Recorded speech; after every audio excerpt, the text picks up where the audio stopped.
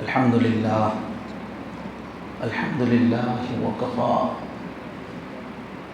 وسلام على عباده الذين اصطفى أما بعد قال الله تبارك وتعالى أعوذ بالله من الشيطان الرجيم بسم الله الرحمن الرحيم هو الذي أرسل رسوله بالهدى ودين الحق ليظهره على الدين كله صدق الله العظيم اللهم صل على سيدنا محمد وعلى آل سيدنا محمد وبارك وسلم اللهم صل على سيدنا محمد وعلى آل سيدنا محمد وبارك وسلم اللهم صل على سيدنا محمد وعلى آل سيدنا محمد وبارك وسلم۔ بہت ہی احترام کے قابل، عزت و اکرام کے لائق بزرگ و عزیز دوستو، سب سے پہلی گزارش یہ ہے کہ اسلامی دینی محفل کا جو طریقہ ہے اس کے مطابق آپ حضرات ذرا اور قریب ہو کے بیٹھے۔ میرے سامنے تو ایک دم چند ہی لوگ ہیں، جو سائڈ میں تھوڑا سا ہٹیے، اس سے دین سے محبت ظاہر ہوتی ہے۔ دین سے، دینی باتوں سے کتنی محبت ہے، لگاؤ ہے، دل میں کتنی کشش ہے، اور اس سے اللہ کی رحمت ظاہر ہوتی ہے۔ ابھی کرسی والے بزرگ حضرات تو ویسے رہیں، کرسی کی بات، باقی جو لوگ ہیں، اور بات کا صحیح فائدہ اس وقت ہوتا ہے جب سامنے ہو گئے، قریب آ کے بیٹھیے، اس میں تاثیر بڑھ جاتی ہے۔ اللہ کے نبی جب بات کرتے تھے تو صحابہ کرام شوق میں کھنچ کر سامنے آ جاتے تھے، اتنا قریب آ جاتے تھے کہ حدیث میں آتا ہے کہ ان کے سروں پر اگر چادر ڈال دی جائے تو سر قریب رہنے کی وجہ سے جھول نہیں آتا۔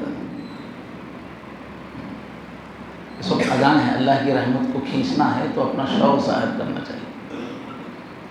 بات آسانی سے دل میں نہیں اترتی، دل میں طلب ہو تو اترتی ہے، قدر ہو تو اترتی ہے۔ بات تو ایک ہی ہوتی ہے، لیکن سننے والے میں جس کے دل میں جتنی عظمت ہے، طلب ہے، اتنا اس کو کھلتی ہے، اس کے دل میں اترتی ہے۔ اس لیے یہ سب آداب ہے۔ اللہ تبارک و تعالیٰ ہمارے اس بیٹھنے کو قبول فرمائے۔ مختلف موضوع ذہن میں آ رہے تھے، میں نے حضرت امام صاحب سے پوچھا کہ بھائی اس پہ کیا حالات حاضرہ لکھا ہوا ہے، کیا بیان کرنا ہے؟ تو میں نے کہا کہ جو میں نے ایسے ہی لکھ دیا، کوئی بھی بیان کر سکتے ہیں، مگر گفتگو سے تھوڑی دیر پہلے سمجھ میں آیا کہ جب ان کے ہاتھ سے حالات حاضرہ، حالات کی بات آ ہی گئی ہے تو اسی پہ بات کریں گے۔ اللہ تعالیٰ صحیح بات کہنے کی توفیق عطا فرمائے اور دلوں میں اس کے لیے جگہ پیدا فرمائے۔ حالات کو دیکھنے کے دو طریقے ہیں۔ ایک طریقہ ہے نیوز پیپر سے حالات کو سمجھنا۔ دنیا والے جیسا نقشہ ہم کو دکھا رہے ہیں، نیوز ایجنسیوں والے، میڈیا والے جو نگاہ ہماری بنانا چاہ رہے ہیں، اس نگاہ سے دیکھنا۔ اور ایک ہے اللہ کے رسول کی رہنمائی، قرآن مجید کی رہنمائی اور مختلف ادوار کے بارے میں حضور کی احادیث کی روشنی میں حالات کو دیکھنا۔ دونوں میں بہت فرق ہو جاتا ہے۔ آج کل جو حالات پوری دنیا میں چل رہے ہیں اور خاص طور پر ہمارے ملک ہندوستان میں چل رہے ہیں، مسلسل فرقہ پرستوں کا زور، اسلام، مسلمانوں کے خلاف تیزی سے پھیلتی ہوئی نفرت اور مسلمانوں کو ہر طرح سے برباد کرنے کی فکریں پوری آبادی میں تیزی سے پھیلتی جا رہی ہے۔ اس سے بہت سارے لوگ پریشان بھی ہیں۔ تو اس میں احادیث کی روشنی میں سمجھنے کی ضرورت ہے۔ اس وقت ہم لوگ ماشاءاللہ انسانی تاریخ کے ایک بہت ہی اہم موڑ پر پیدا ہوئے ہیں، بہت قسمت والے ہیں ہم لوگ، بہت زبردست زمانے میں پیدا ہوئے ہیں۔ یہ وہ زمانہ ہے جب کہ کچھ عرصے بعد اسلام پوری دنیا پہ چھا جانے والا ہے۔ خوش قسمتی ہے اس دور میں پیدا ہوا۔ اس وقت کے مسلمانوں کی تھوڑی سی استقامت، اپنی جگہ پر دین پر جمے رہنا، یہ سارے عالم کو بدلنے والا ہے۔ ابھی جو آیت شریفہ پڑھی گئی اس میں اللہ نے فرمایا کہ وہی ہے اللہ کی ذات جس نے اپنے رسول کو ہدایت دے کے بھیجا، سچا دین دے کے بھیجا، بالہدا و دین الحق۔ کیوں آیا یہ دین؟ لیظہرہ علی الدین کلہ، تمام ادیان پر غالب ہونے کے لیے اللہ نے بھیجا ہے۔ تو حضور پاک کے زمانے میں، صحابہ کرام کے زمانے میں یہ دین پھیلا، دنیا کے مرکزی علاقوں میں پھیلا، لیکن پورے عالم پر ابھی نہیں پھیلا۔ اب دیکھیے اصولی بات ہے کہ اگر یہ قانون، یہ دین زمین و آسمان کے مالک اور شہنشاہ کی طرف سے آیا ہے تو اسی دین کو دنیا میں غالب ہونا چاہیے۔ جس کی دنیا اس کا دین، دین اسلام ہی رہنا چاہیے زمین میں۔ لیکن اللہ تعالیٰ نے روز اول سے بتا دیا کہ اس دنیا کو میں نے امتحان کے لیے پیدا کیا ہے، لیبلوکم ایکم احسن عملا۔ اللہ نے ایک ایسا اسٹیج بنایا ہے جس میں انسان کو حق اور باطل کی تمیز دے کر، اچھائی اور برائی کی سمجھ دے کر، حق اور ناحق کی سمجھ دے کر امتحان کے لیے رکھا ہے کہ تم کو اپنی پوری عقل اور دل کا استعمال کر کے حق کو ڈھونڈنا ہے، حق کو پہچاننا ہے۔ نیکی بھی کرنے کی سہولت ہے، برائی بھی کرنے کی بھی اتنی ہی سہولت ہے۔ اس کے باوجود ارادہ کر کے نیکی کرنا، ارادہ کر کے برائی چھوڑنا، اسی امتحان کی وجہ سے جنت کے وعدے ہیں۔ ورنہ اگر امتحان ہی نہیں ہوتا تو جنت کیوں دی جاتی؟ اگر کوئی اندھا کہہ رہا ہے کہ میں نے بالکل کسی غیر عورت کو نہیں دیکھا، میں نے بری نظر سے کسی کو نہیں دیکھا، تو اس کو بولیں گے تو اندھا ہے، اندھا دیکھنا چاہے تو بھی نہیں دیکھ سکتا ہے۔ کمال تو اس وقت ہے کہ برائی کی نیکی کی دونوں طاقت ہو، پھر آدمی نیکی کرے۔ تو اللہ انسان کو عارضی طور پر اس دنیا میں رکھ کر چن رہے ہیں۔ اپنی جو دائمی اللہ کی جو مجلس ہے، ابھی اللہ کائنات میں ظاہر نہیں ہوئے، فرشتوں نے بھی نہیں دیکھا ابھی اللہ کو، جبرائیل نے بھی نہیں دیکھا، انبیاء نے بھی نہیں دیکھا اللہ کو۔ حضور پاک نے معراج میں کیا دیکھا اس میں صحابہ میں رائے کا اختلاف ہے، ایک نور دیکھا۔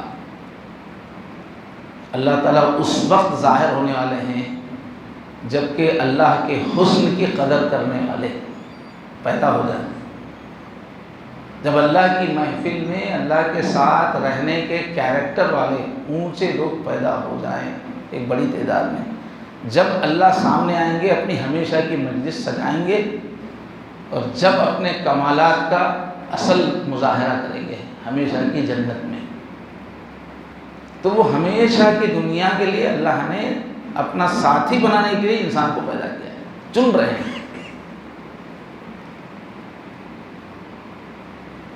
تو اگر یہ دین اللہ کا ہے تو ہمیشہ اس کا ہی غلبہ ہونا چاہیے تھا، لیکن اللہ اگر دین کا ہمیشہ غلبہ ہوتا، حکومت دین ہی کی ہوتی، دین ہی کا ہر طرف دبدبہ ہوتا تو نیک بننا آسان ہوتا، بلکہ آدمی نیکی پہ چلنے پہ مجبور ہو جاتا۔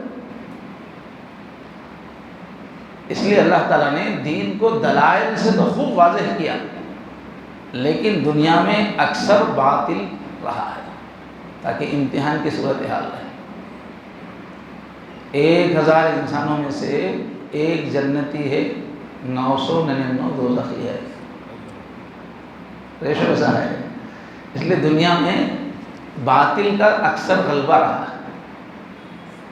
تو انسان کو سوچ سمجھ کے حق اختیار کرنے کی جزا جنت ملنے والی ہے۔ لیکن چونکہ اللہ کا دین ہے، ایک مرتبہ تو پوری دنیا پہ چھانا ضروری ہے، ورنہ کسی اور کی ہو جائے گی دنیا۔ تو ایک مرتبہ اللہ کا فیصلہ ہے، دنیا کے خاتمے کا سفر شروع ہونے سے پہلے پوری دنیا میں اللہ ہی کا دین ہوگا۔ یہ روز اول سے منصوبہ ہے۔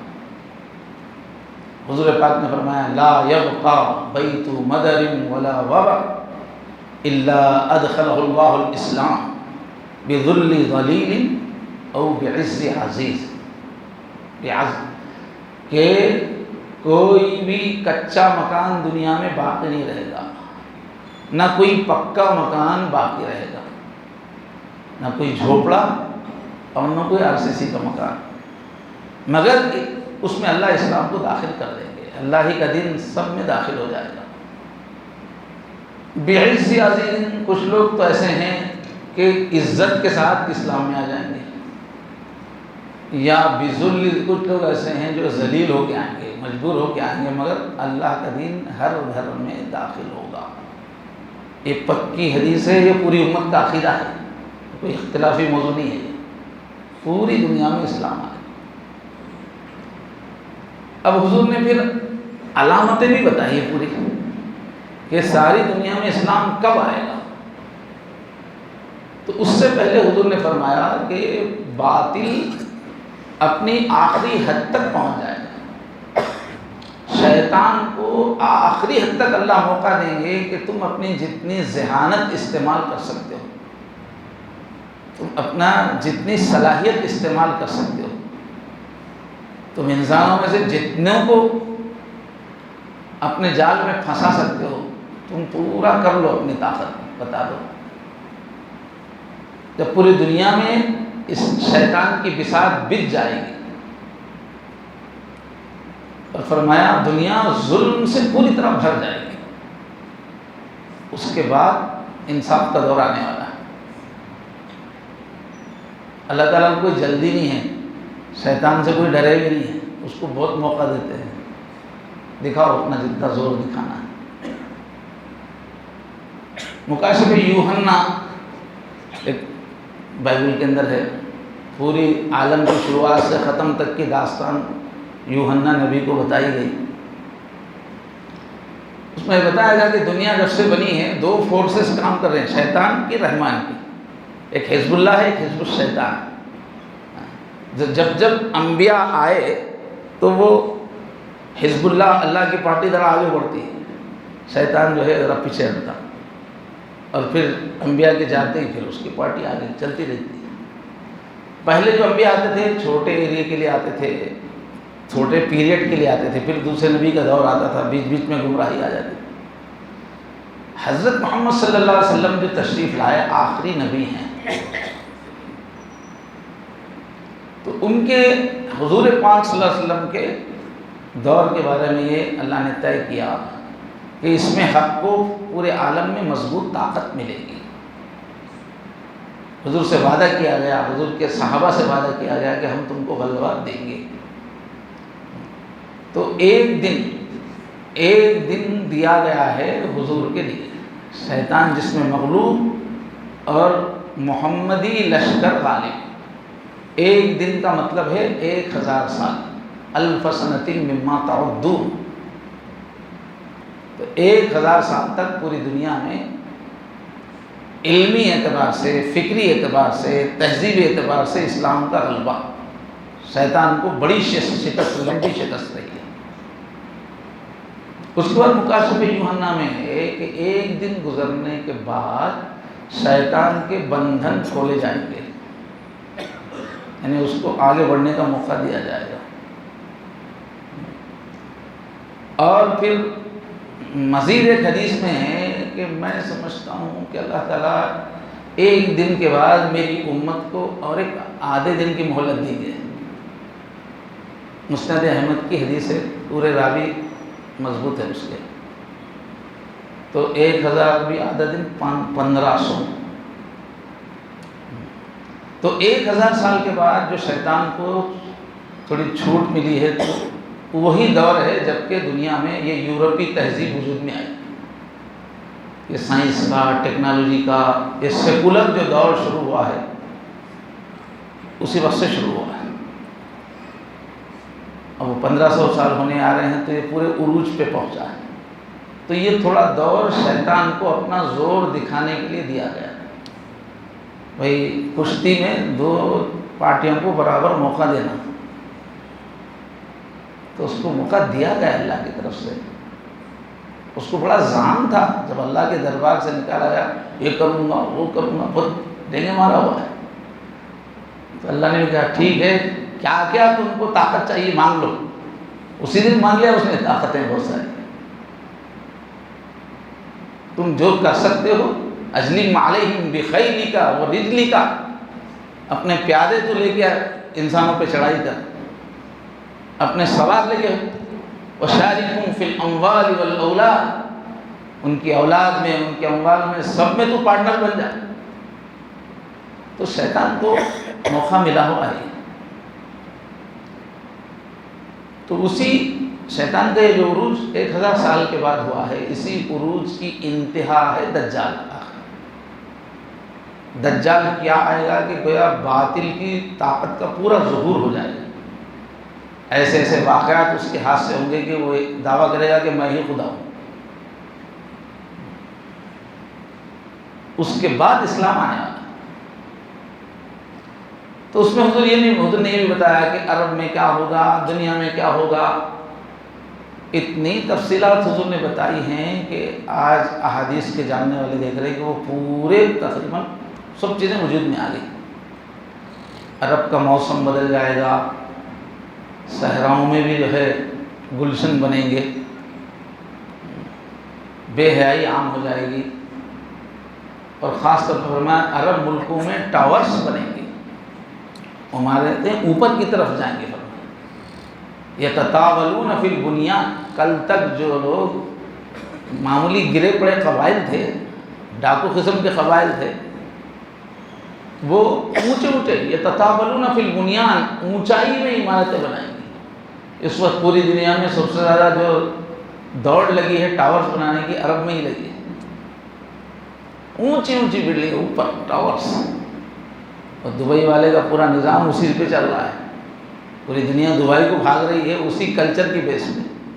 اب سعودی والا اس کی بھی ٹکر کو اس سے بھی بڑا ٹاور بنانے والا ہے، اور بے حیائی کی بنیاد پہ ترقی کرنا چاہ رہے ہیں۔ تو کس طرح عرب کے اندر کیا کیا حالات ہوں گے، موسمی اعتبار سے، اخلاقی اعتبار سے، تعمیرات کے اعتبار سے، وہ پوری چیزیں وجود میں آ چکی ہیں۔ تو یہ جو دور ہے جس میں ہم لوگ جی رہے ہیں، یہ پوری دنیا میں اسلام کے پھیلنے سے پہلے کا دور ہے۔ اس میں پوری دنیا میں شیطان کو آخری عروج اور ظلم کا غلبہ۔ اب اس میں بھی احادیث میں جو دنیا میں شیطان کا جو غلبہ ہے، اس کے 2 مرکز بتائے گئے، جو بڑی جو جنگیں ہیں۔ ایک ہے کشمکش، عالمی کشمکش کا میدان ملک شام، جہاں پر ابراہیمی مذاہب میں لڑائی ہے، عیسائیت یہودیت کی اسلام سے لڑائی ہے، زبردست لڑائی ہے، ملک شام میں چل رہا ہے، ایک زمانے سے ملک شام میں چل رہا ہے۔ دوسرا تذکرہ حدیث میں 19 حدیثیں ہیں، الگ الگ اس کا معیار ہے، معیار کم ہے مگر اس میں حسن درجے کی۔ ساری دنیا میں دوسرا جو مرکز ہے کشمکش کا، وہ ہندوستان ہے، دونوں جگہ ہے کشمکش۔ اب یہ شاید حضرت ابراہیم علیہ السلام سے پہلے کے جو مذاہب ہیں ان کا محاذ یہ ہے۔ یہودی، عیسائی، یہ سب لوگ نبیوں کو مانتے ہیں، جنت دوزخ کو مانتے ہیں، وحی کو مانتے ہیں، لیکن اس سے پہلے کے جو مذاہب ہے ادھر کے، وہ بدھ مت ہو یا شنٹو ہو، جتنے بھی مذاہب ہے جو روحانیت دھیان والے ہیں، تو ان میں ہدایت پھیلنے کے لیے ہندوستان میں ہے کشمکش۔ اور احادیث میں یہ بھی ہے کہ مشرکین کو زبردست غلبہ ملے گا۔ مشرکین اس وقت ہندوستان کو ساری دنیا میں اتنا رسوخ مل رہا ہے کہ ہندوستان والے یہ دعویٰ کر رہے ہیں کہ یہ صدی ہماری ہے، ہم وشو گرو ہونے والے ہیں۔ ہندوستان کی تہذیب، ہندوستان کی یوگا، ہندوستان کے علوم پوری دنیا میں پھیل گئے ہیں۔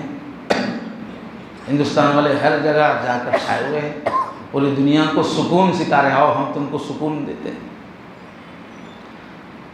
اور عیسائی ملکوں میں جو پرانے مشرکانہ بت پرستی کے مذہب تھے پہلے، جو عیسائیت آنے کے بعد ختم ہو گئے تھے، تو آج عیسائی لوگوں میں بڑی تعداد میں ایسے لوگ آگے بڑھ رہے ہو جو عیسائیت چھوڑ کے بت پرستی کی طرف جا رہے ہیں، اور ان سب کی لیڈنگ ہندوستان کرتا ہے۔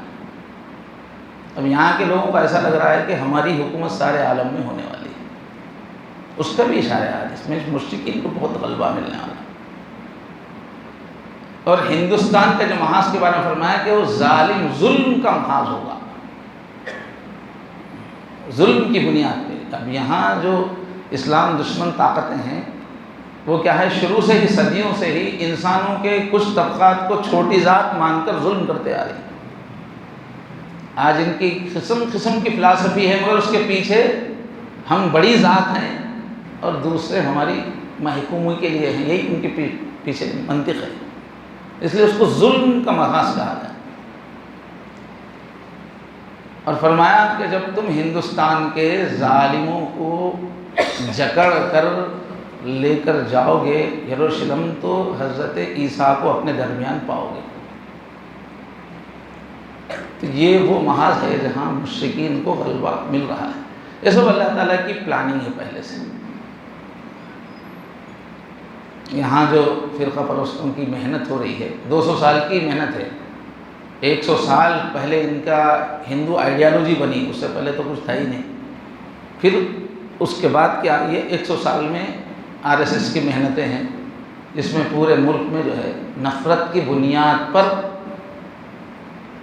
اپنا غلبہ چاہ رہے ہیں۔ تو یہاں محاذ طے ہے، یہ سب اس پہلے سے موجود ہے کہ یہاں پر ظلم ہونے والا ہے، لیکن ہم کو پہلے سے رزلٹ معلوم ہے کہ جیت ہماری ہے۔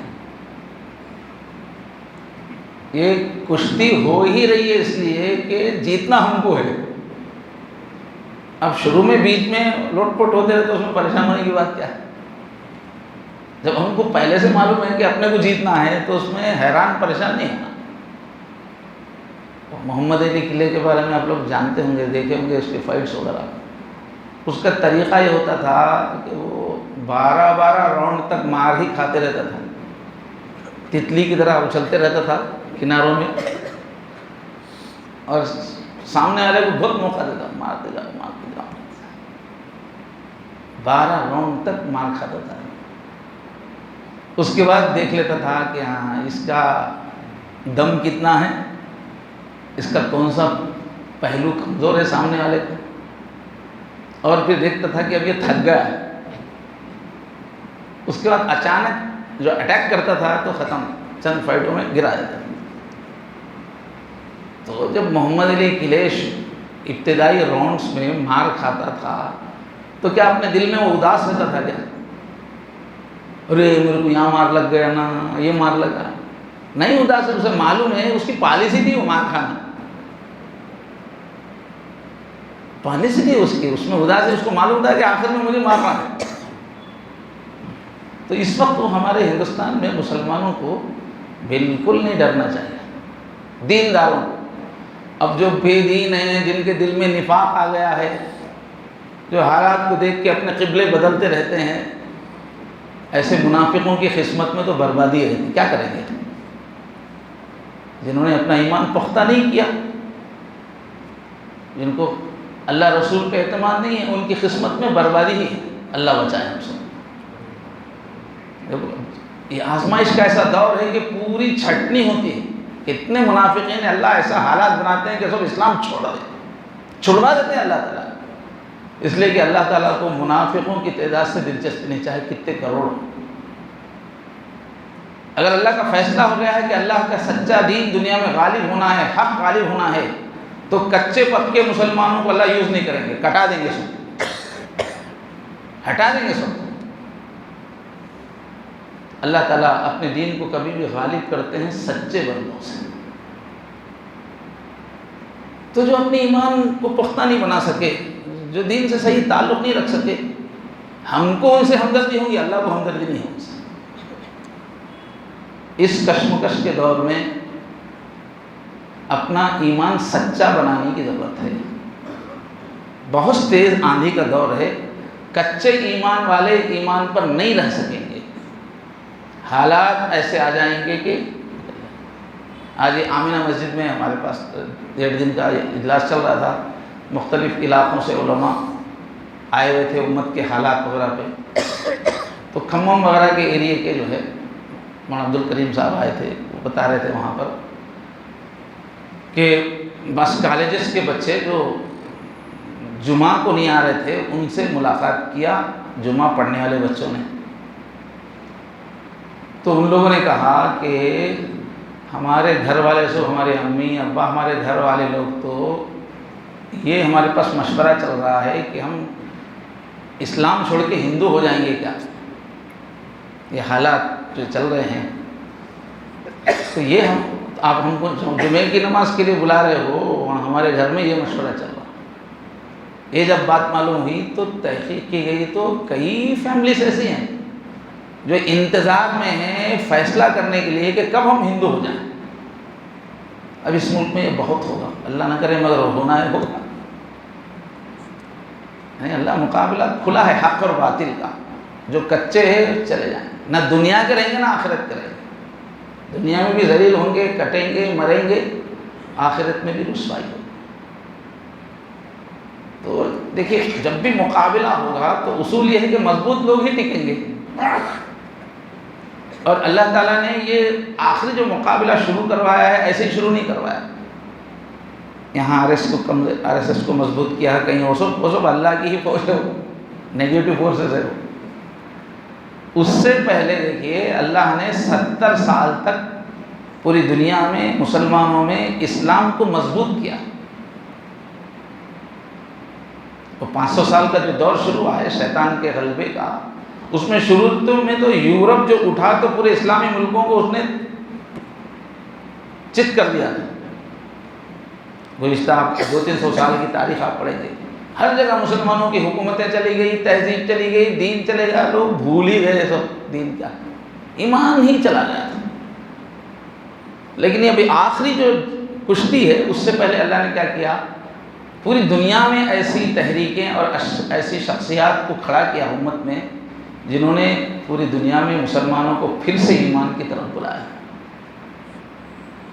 ایسے ہمارے پاس سمجھنے کے لیے تبلیغی جماعت کا کام ہے، پوری دنیا میں پھیل پھیل کے گلی گلی ایمان کی دعوت چلے. کتنے بڑے مجاہد ہیں وہ سب، پوری دنیا میں پھیل کے چلی.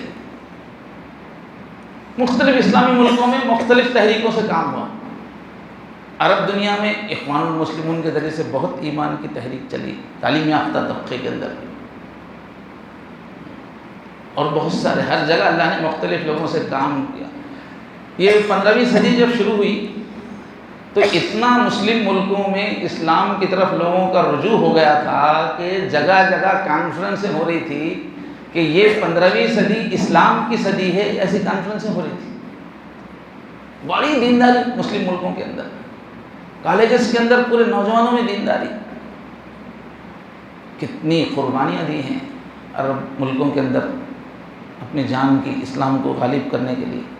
تو مسلمانوں میں گزشتہ 70 سال میں بہت کام ہوا ہے اللہ کی طرف سے کہ آخری جب مقابلہ ہو، شیطان کا حملہ ہو، تو یہ مسلمان پوری طرح ختم نہ ہو جائیں. گراؤنڈ لیول پہ ایمان کی زبردست محنت ہو کے اب مسجدوں میں اب جتنی نمازی ہیں 70 سال پہلے تھے کیا؟ اب جتنے علماء ہیں، حفاظ ہیں، مدارس ہیں، دین کی سرگرمیاں ہیں، آج سے 70 سال پہلے تھی کیا؟ جہالت تھی۔ اللہ نے پہلے امت کو، وہ بڑے آپریشن سے پہلے کرتے نا، پورے گلوکوز وغیرہ سب چڑھا کے کر کے آپریشن کرے تو مریض مر جانا نہیں۔ تو دین کا کام پوری دنیا میں اتنا ہو چکا ہے، الحمدللہ اس وقت دین کو چاہنے والے، ایمان والے اس اسٹیج پہ ہیں کہ شیطان کا آخری حملہ باطل کا چاہے جتنا زوردار ہو، اسلام ختم ہونے والا نہیں ہے، اتنا ایمان بن چکا ہے امت کا۔ ایسے اس سے پہلے بھی اللہ نے کیا ہے۔ 7ویں صدی ہجری میں مسلمان بہت خراب ہو گئے تھے، تو اللہ نے تاتاریوں کو اٹھایا اور انہوں نے پورے عالم اسلام پہ ایسا حملہ کیا کہ جدھر گئے مسلمانوں کو لاکھوں کو کاٹ دیا، کوئی طاقت ٹک ہی نہیں رہی تھی۔ وہ اللہ کا ایک فیصلہ تھا، ہر طرف تاتاری قتل عام۔ بغداد میں انہوں نے ایک دن میں 20 لاکھ آدمی کا قتل کیا۔ وہ علم کا، سائنس کا شہر تھا، کتابیں ایسی جلائی کہ پورا دجلہ جو ہے وہ مہینہ بھر کالا پانی بہتا رہا۔ تو یہ جو تاتاریوں کا زبردست ظلم ہوا، کوئی ملک ٹک ہی نہیں رہا تھا۔ وہ آپریشن سے پہلے اللہ نے کیا کیا؟ تاتاریوں سے ذرا پہلے عبد القادر جیلانی رحمۃ اللہ علیہ کو پیدا کیا۔ عبد القادر جیلانی کی ایسی زبردست دعوت تھی، ان کی ایمان کی دعوت، جو ہوتا ہے اللہ سے ہوتا ہے، یہی تھا ان کا، لا نافع ولا ضار الا اللہ۔ ایسی ایمانی ان کی تقریریں ہوتی تھی کہ بعض لوگ ان کی مجلسوں میں مر گئے تاثیر کی وجہ سے، جان نکل گئی، اتنی قوت سے وہ بولتے تھے۔ اور انہوں نے جو ہے ہزاروں اپنے خلفاء، نائبین پیدا کر کے پوری دنیا میں پھیلائے تھے۔ تو امت میں ایک ایمان کا کرنٹ پہلے دوڑا دیا اللہ تعالیٰ، اس کے بعد تاتاریوں کا حملہ ہوا تو امت ختم نہیں ہوئی، پوری دنیا میں انہوں نے مسلمانوں کو کاٹا، مگر 30 سال کے بعد وہ لوگ پورے بھی اسلام میں آ گئے، دھڑا دھڑ پورے آ گئے۔ کیسا آگے؟ غالب ہونے کے بعد، اتنے ظالم ہونے کے بعد، اتنے خونخوار ہونے کے بعد، پھر سے وہ جن کو انہوں نے کاٹا پیٹا ان کے ہاتھوں پہ کیسے کلمہ پڑھ لیا؟ ایک عجوبہ ہے انسانی ہسٹری کا۔ ہے ایاں یورش تاتار کے افسانے سے، پاسباں مل گئے کعبے کو صنم خانے سے۔ تو جیسے اس سے پہلے ہوا ہے کہ بڑے آپریشن سے پہلے تیاری کرا دی اللہ تعالیٰ، اس وقت بھی ہوا ہے ماشاءاللہ۔ گزشتہ 70 سال میں سارے عالم میں دین کی محنت بہت ہو چکی ہے۔ اب حملے میں یہ امت ختم ہونے والی نہیں ہے، اب یہ جیت کے نکلنے والی ہے۔ تو بہرحال یہ وقت میرے بھائیو سخت معرکے کا ہے۔ دجال کی آمد ہے، کب آ جائے گا پتہ نہیں، مگر اس کا اسٹیج پوری طرح تیار ہو چکا ہے، اس کی طاقتیں پوری طرح تیار ہو چکی ہیں۔ یہ وقت باطل کے مقابلے میں جمنے کا ہے۔ اس وقت میں ہلکے پھلکے ایمان سے ہم بچنے والے نہیں ہیں۔ اس وقت کے مسلمانوں کو چاہیے کہ وہ اللہ سے گہرا تعلق بنائے اپنا، اس لیے کہ سخت کشمکش ہے تو مضبوط ایمان چاہیے نا۔ حضور نے فرمایا ایک ایسا دور آ جائے گا کہ میری امت صرف ذکر سے زندہ رہے گی، باقی پورے وسائل چھین لیے جائیں گے، ذکر کی طاقت سے زندہ رہے۔ تو اللہ تعالیٰ سے تقوی کا تعلق، ذکر کا تعلق، وہ اس وقت بہت اہم ہے۔ خاص طور پہ یہ جو ہندو قوم ہے نا، یہ سب دھیان والے ہیں، ان سے مقابلہ ہم اسی وقت کر سکتے ہیں جب ہمارا روحانی پاور بہت اچھا ہو۔ اب اس وقت جو ہے ہندوؤں میں کروڑوں ہیں، ایک دو نہیں، کروڑوں ہیں جو روزانہ مراقبے کرتے ہیں، بیٹھ کے دھیان، اور مراقبے کرتے کس کے؟ اللہ کے ہی کرتے ہیں، اوم ایشور کے ہی کرتے ہیں، مورتیوں کے نہیں کرتے۔ تو ان لوگوں کی روحانی طاقت اتنی پاورفل ہے کہ ان کو یقین ہے کہ ہم چھا جائیں گے دنیا میں، پوری دنیا پر بیٹھ کے جادو کر رہے وہ لوگ۔ تو ان کا مقابلہ صرف تقریروں سے نہیں ہوگا، روحانی طاقت چاہیے۔ مسلمان ذکر پہ محنت کریں اس وقت، اس وقت جیت کا ذریعہ ذکر ہے، روحانی طاقت بنانا ہے۔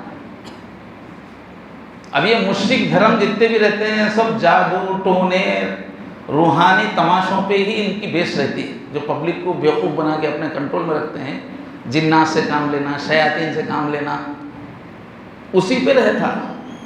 جب پہلی مرتبہ جہاں اسلامی سلطنت بنی، خواجہ معین الدین چشتی رحمۃ اللہ علیہ آئے اجمیر، تو کیا تھا، پوری ہندو قوم پہ یہی جادوگروں کا، سادھوؤں کا، روحانی والوں کا غلبہ تھا، روزے کرتب دکھاتے رہتے تھے۔ تو حضرت خواجہ معین الدین چشتی کیا ہے، ان کے بڑے بڑے جادوگروں کو خالی پھونکتے تھے تو ختم ہو جائے۔ اس طرح سے یہاں اسلام پھیلا، تقریریں کر کے نہیں پھیلا، کتابیں چھاپ کے نہیں پھیلا، دور نہیں تھا وہ، سامنے والے کی روحانی طاقت کو شکست دے کے پھیلا۔ آج بھی یہاں کے جتنے بھی دھرم گرو ہیں ان کو اپنی روحانی طاقت پہ ناز ہے، اس کا مقابلہ روحانی طاقت سے ہی ہوگا۔ تو پہلا کام ان حالات میں ضرورت اس بات کی ہے کہ مسلمان اللہ سے سچا تعلق بنائے، تقویٰ پیدا کرے اور ذکر پہ محنت کر کے اپنا قلب مضبوط کریں۔ یہ مقابلہ اسی سے ہونے والا ہے۔ اللہ کا اصول کیا ہے، بڑی بڑی طاقتوں کو میں مٹھی بھر اپنے نیک بندوں سے شکست دیتا ہوں۔ کم من فئۃ قلیلۃ غلبت فئۃ کثیرۃ باذن اللہ، کہ کتنی چھوٹی جماعتیں تھیں، مٹھی بھر لوگ تھے، ان سے ہم نے بڑی بڑی جماعتوں کو شکست دی۔ اللہ کیا ہے، جب دین کو لانا چاہتے ہیں اپنی طاقت دکھاتے ہیں، اور طاقت دکھانے کا طریقہ یہی ہے کہ مٹھی بھر متقی پرہیزگار سچے دیندار کے ذریعے سے بڑی بڑی فوجوں کو، طاقتوں کو ہراتے ہیں۔ ایسا نہیں ہوتا کہ لاکھوں کروڑوں ادھر کچے مسلمان ہیں، نماز چھوڑنے والے، غفلت والے، گناہ کرنے والے، کروڑوں کو یوز کر کے وہ کروڑوں کو ہرائیں، ایسا نہیں ہوتا۔ اللہ کہتے ہیں پکے چاہیے، تھوڑے چاہیے، پکے چاہیے، ان کے ذریعے سے میری قدرت کا اظہار ہوگا،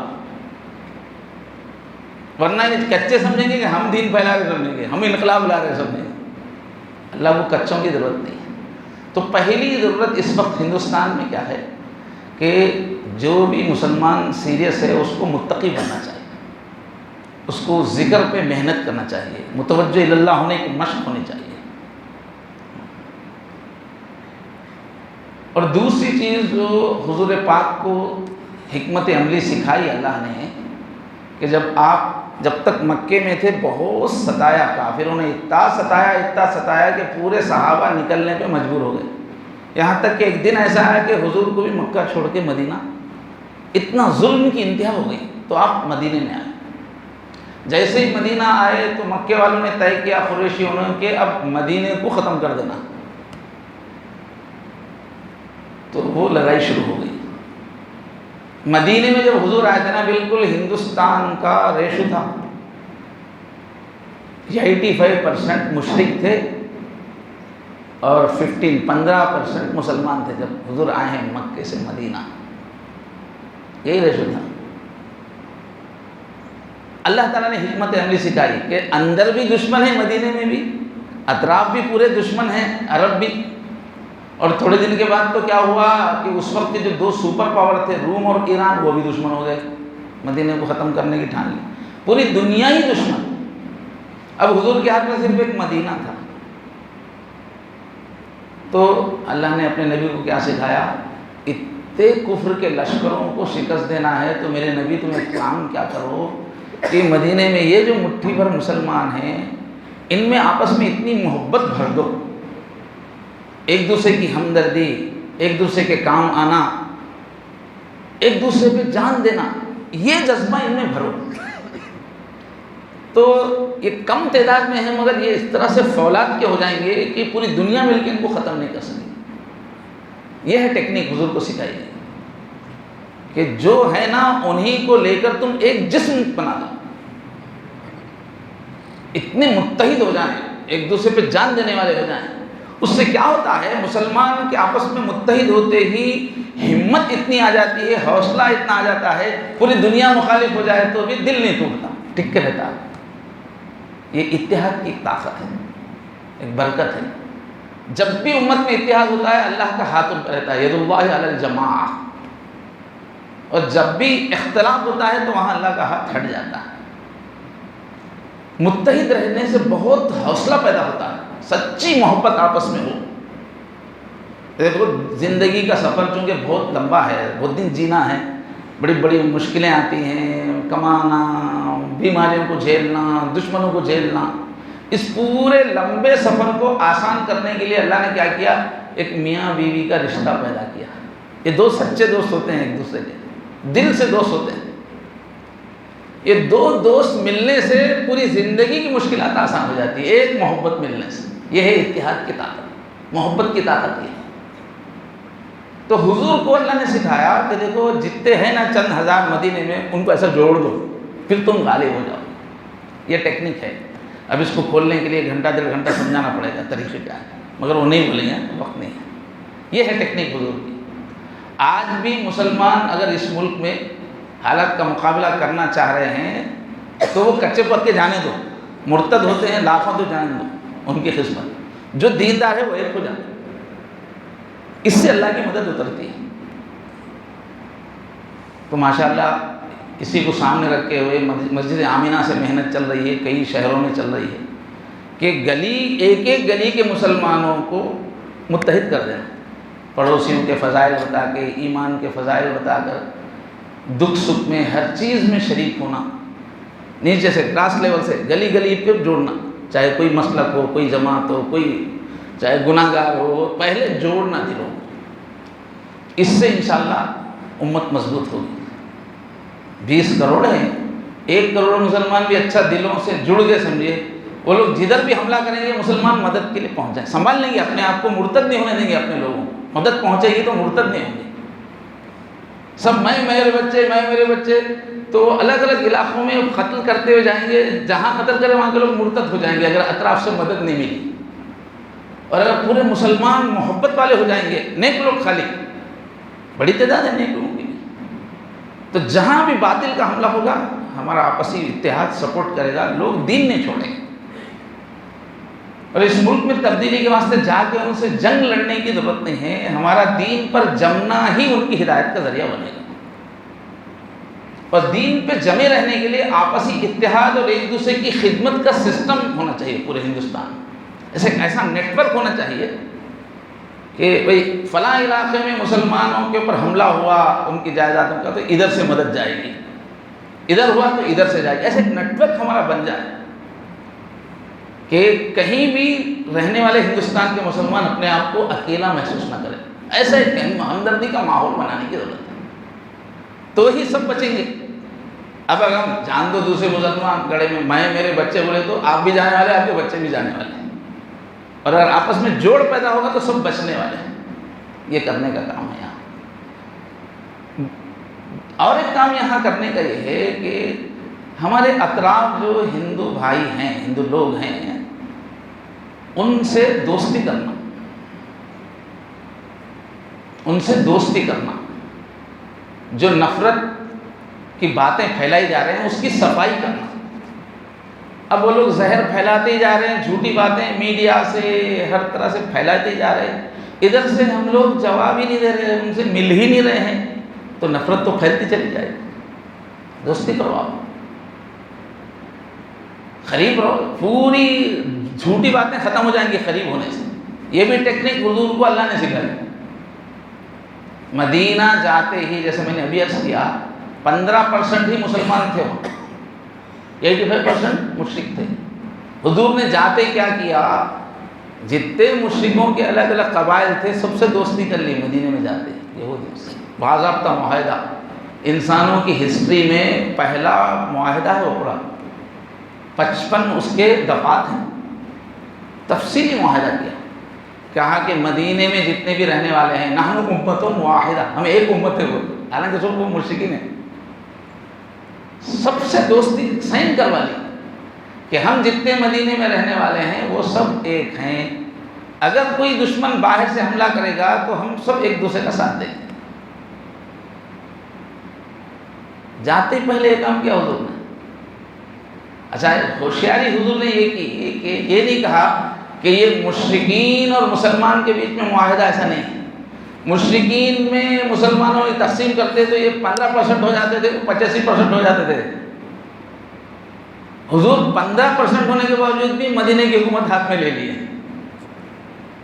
طریقہ حضور نے یہ کیا کہ وہ مشرکین کو الگ الگ ذات سے، الگ الگ نام سے معاہدہ کیا، حجاموں سے الگ، دھوبیوں سے الگ، ریڈیوں سے الگ، ہاں یہاں کے حساب میں تم سب ہندو ہو بول کے معاملہ نہیں کیا، ہر ایک الگ الگ ان کے ٹکڑے۔ اب ہندوستان میں جو رہنے والے ہیں، کانشی رام بولتا تھا کہ یہ ایک قوم ہے نہیں 20,000 قومیں بولتا، اور اگر بڑی بڑی بھی تقسیم کریں تو یہ 6,000 قومیں ہیں رہنے والی، ان کو 6,000 ٹکڑے کر کے الگ الگ دوستی کرے تو وہ چھوٹے چھوٹے ٹکڑے ہو جاتے ہیں، یہ 15% بڑا ٹکڑا ہو جاتا ہے۔ خام خواہ ہم لوگ مائنارٹی ان کی پٹی پڑھانے سے پڑھ رہے، مائنارٹی نہیں ہے، میجارٹی ہے، اس لیے کہ وہ الگ الگ مذاہب کے لوگ ہیں، وہ الگ الگ تہذیب کے لوگ ہیں، نام ان کا ہندو ہے ہی نہیں، وہ ایک نام رکھ کے چھتری میں جمع کر لے رہے وہ لوگ، وہ الگ الگ قومیں ہیں، الگ الگ زبان ہیں، ان کے خدا الگ الگ ہیں، ان کی تہذیبیں الگ الگ ہیں۔ تو حضور نے کیا کیا، الگ الگ ٹکڑے ٹکڑے کر کے دوستی کی سب سے، جاتے حضور نے معاہدہ کیا، ایسے حالات بنائے، پہلے پڑوسیوں کو جیت لیا حضور۔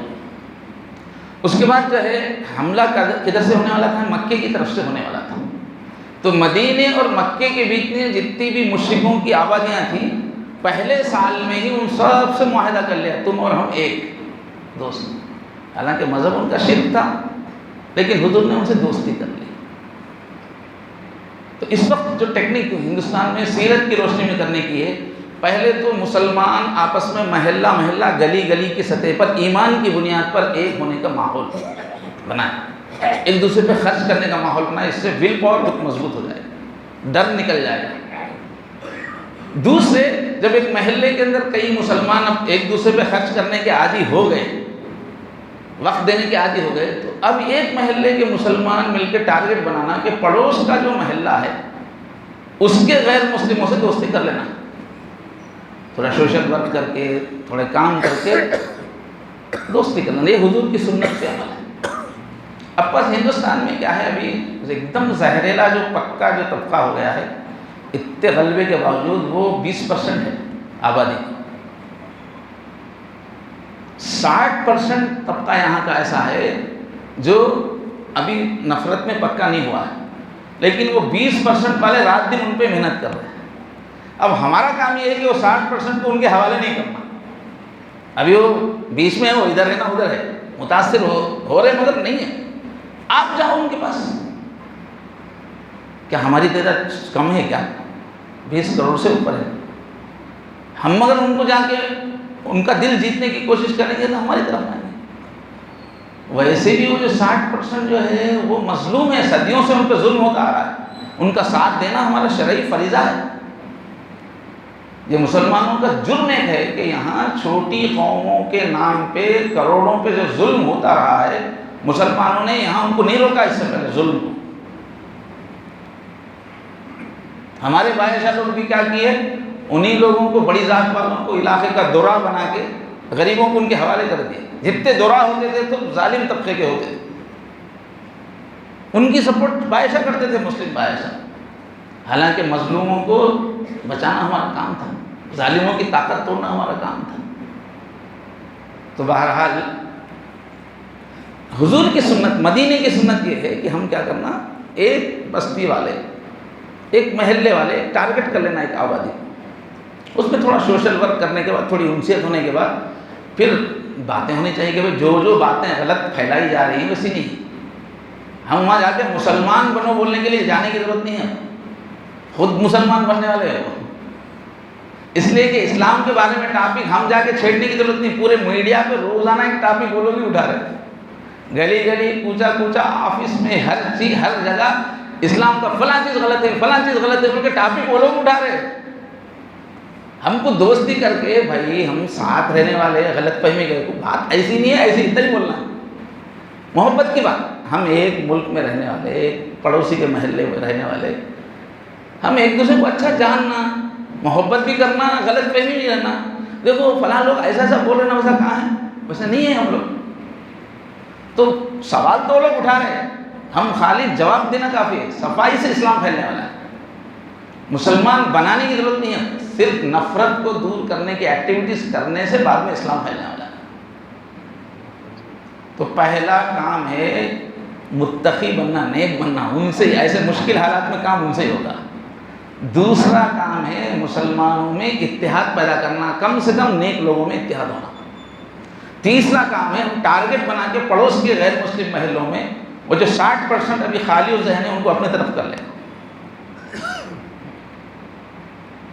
ہم یہ تھوڑی سی کوشش کرتے رہیں گے، پھر اللہ کی اپنی پلاننگ چلتی ہے۔ اللہ تعالیٰ یہ نہیں بولتے پورا کام تم کرو گے، نہیں بولتے اللہ تعالیٰ۔ اللہ تعالیٰ بولتے تم نہ ذرا کرے ویسا کرو رہے، بولتے ذرا تھوڑا حرکت میں آؤ، میں کرنے والا ہوں اصل تو میرے بھائیو، موجودہ حالات میں پریشان ہونے کی کوئی ضرورت نہیں ہے۔ یہ ملک مسلمان ہونے والا ہے، بلکہ یہ ملک دنیا میں اسلام پھیلانے والا ہے۔ پچھلی جو قومیں ہیں ادھر کی، ایشیا کی ادھر کی، بدھ مت، جین مت، ان سب کو کون یہی ملک لانے والا ہے ہدایت میں۔ مگر اس کے واسطے تھوڑا اپنے کو شروع میں محمد علی قلعے 12 راؤنڈ تک فائٹاں کھاتا تھا نا، فائٹاں کھانا، تھوڑے مارا کھاتے رہنا، مایوس نہیں ہونا، مار کھاتے رہنا مگر وقت کا انتظار کرتے رہنا، آخری راؤنڈ اپنا ہے۔ میرے بھائی آج کل بہت لوگ پریشان، خواہ خبریں پڑھ کے نیوز دیکھ دیکھ کے پریشان، میں کینیڈا چلے جاتا ہوں، میں جرمنی، جس کے پاس موقع ملا وہ پورے بھاگ جا رہے ہو گیا۔ بھائی کہیں بھی پناہ نہیں ہے، اسلام کے خلاف کشمکش سارے عالم میں ہے۔ یورپ میں بھی مسلمانوں کا قتل عام ہونے کے چانسز سے اللہ بچائے، وہاں بھی نفرت کی طرح۔ کہاں جاتے آپ؟ کہیں بھی مت جاؤ، اللہ سے تعلق بناؤ، جیت ہماری ہے، جیت ہماری ہے۔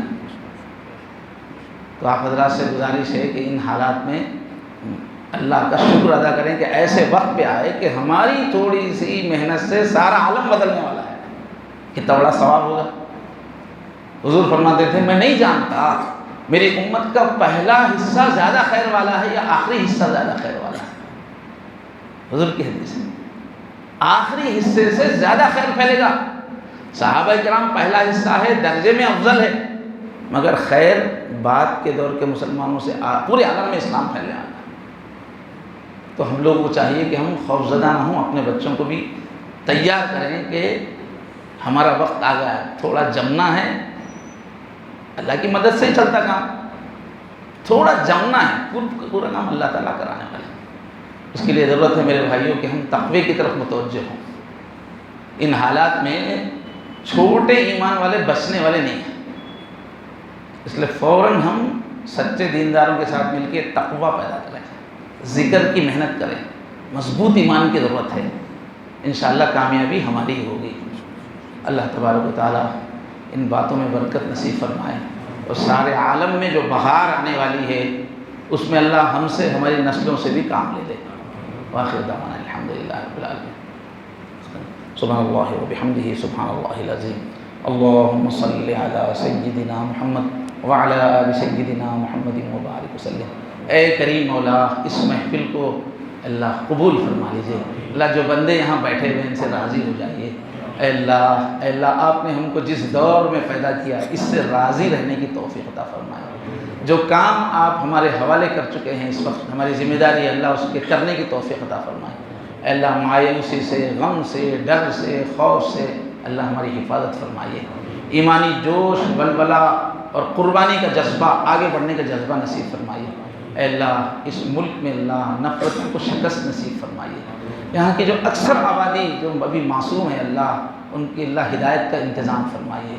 اے اللہ ظالموں کو بھی ہدایت نصیب فرمائیے، اور اگر ان کی قسمت میں ہدایت نہیں ہے تو ان کے وجود سے دنیا کو پاک فرمائیے۔ اے اللہ ہم سب کو، ہماری نسلوں کو اے اللہ تقوی عطا فرمائیے، ذکر والا دل عطا فرمائیے۔ اے اللہ مضبوط ایمان نصیب فرمائیے۔ اے اللہ وقت کی کشمکش میں اے اللہ ہمارا استعمال فرمائیے اور حق پھیلنے کا ذریعہ بنائیے۔ اے اللہ عافیت عطا فرمائیے۔ اے اللہ ہمارے بچوں کو، سارے اہل خانہ کو اے اللہ ہر طرح کی حفاظت نصیب فرمائیے۔ اپنے کرم سے اس دعا کو قبول فرمائیے۔ وصلی اللہ تعالیٰ علی خیر خلق محمد وعلی آلہ وصحبہ اجمعین۔